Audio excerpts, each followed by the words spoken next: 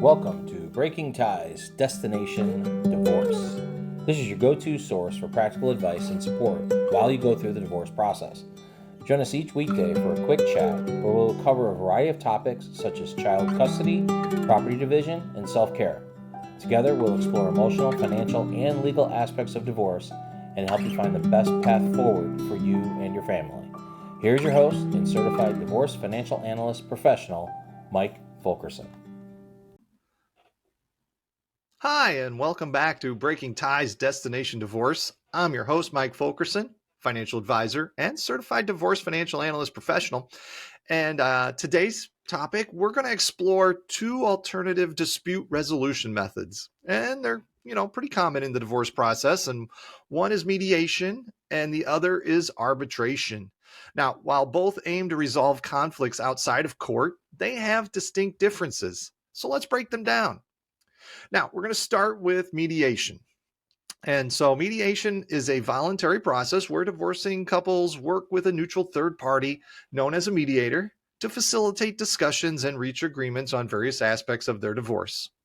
This can include things like child custody, property division, and spousal support, just to name a few, but there are lots of topics that go on during the divorce process. Now, unlike traditional litigation, which can be adversarial and costly, mediation encourages cooperation and collaboration between the parties. It empowers couples to make decisions that are tailored to their unique circumstances and preferences rather than relying on a judge to impose a resolution. One of the key benefits of mediation is its flexibility. Couples have the opportunity to explore creative solutions and compromises on issues that are important to both parties. And this can result in a more mutually satisfactory outcome. Moreover, mediation tends to be less time-consuming and less expensive than litigation, making it an attractive option for couples seeking to minimize conflict and expedite the divorce process. Now, let's turn our attention to arbitration.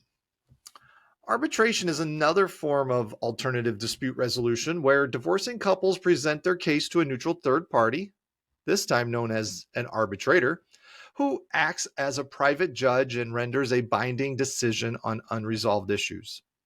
Unlike mediation, where the mediator facilitates discussions and helps parties reach agreements, the arbitrator in an arbitration has the authority to make binding decisions, similar to a judge in a court proceeding. Arbitration is often chosen when couples are unable to reach agreements through mediation or prefer a more formalized process than mediation offers. It provides a structured framework for resolving disputes efficiently and privately without the need for court intervention. However, it's important to note that arbitration may not be appropriate for every situation. While it offers certain advantages, such as confidentiality and flexible scheduling, it also limits parties' ability to appeal the arbitrator's decision and may not always result in outcomes that are perceived as fair or equitable.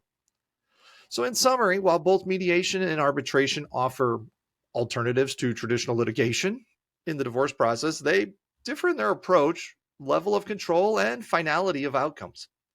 Whether you choose mediation, arbitration, or traditional litigation, it's essential to consider your unique circumstances, priorities, and preferences when navigating the divorce process. So that's what we have for today's episode. I hope this episode provided a little clarity on the difference between mediation and arbitration in the divorce process. And I want to thank you for joining me on this episode of Breaking Ties, Destination Divorce. Should you have any questions on today's topic or other financial planning issues, please feel free to reach out. Divorce is not the end of your story. It is the start of your next great chapter. Take care.